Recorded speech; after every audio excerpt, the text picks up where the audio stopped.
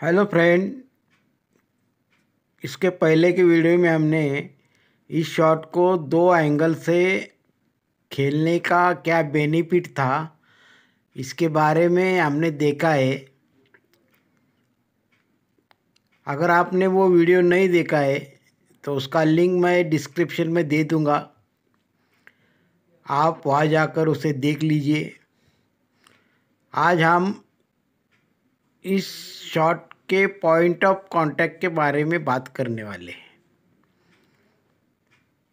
तो इस black coin को हमको पॉकेट करना है, तो उसका पॉइंट ऑफ कांटेक्ट क्या है उसको आज हम सीखने वाले हैं।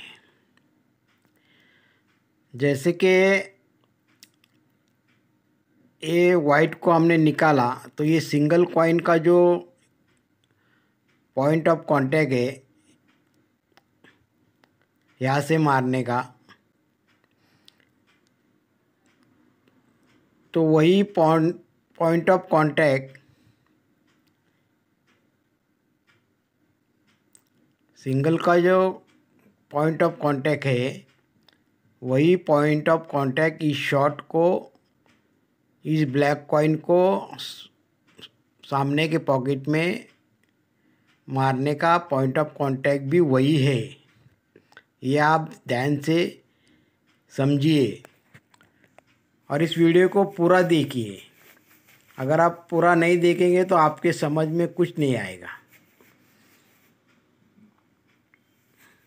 देखा, इतना आसान है, लेकिन इसके लिए प्रैक्टिस की बहुत ज़रूरत है।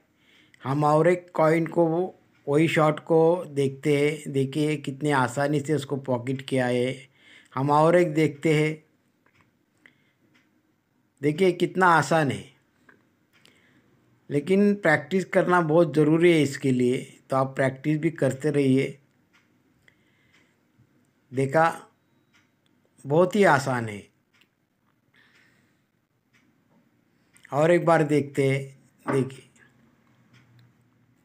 अब हम दूसरे एंगल से उसी शॉट को पॉकेट करने का पॉइंट ऑफ कांटेक्ट के बारे में देखते हैं, उसको सीखते हैं।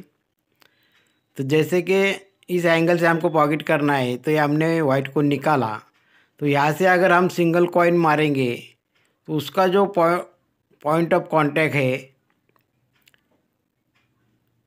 तो वही पॉइंट ऑफ कांटेक्ट इस शॉट को इस अलग एंगल से मारने का वही पॉइंट ऑफ कांटेक्ट है।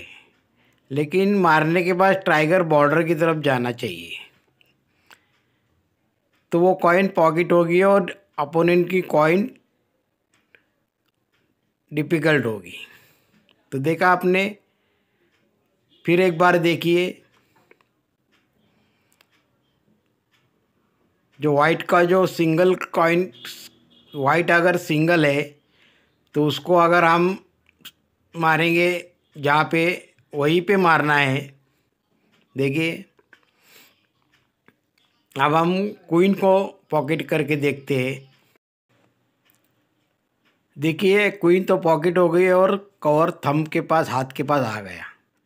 अगर हमारे दोनों वाइट कॉइन अगर इस डिफ़िकल्ट पोजीशन में है तो हमको किस एंगल से मारना चाहिए? तो हमको इस एंगल से मारना चाहिए, क्योंकि एक तो कोई तो एक कॉइन सामने के पॉकेट में चली जाएंगी या बैक पॉकेट में चली जाएंगी, या फिर दोनों एक साथ पॉकेट हो जाएंगे। देखिए, इसके लिए प्रैक्टिस की भी ज़रूरत होती है, तो आप ज़रूर प्रैक्टिस कीजिए।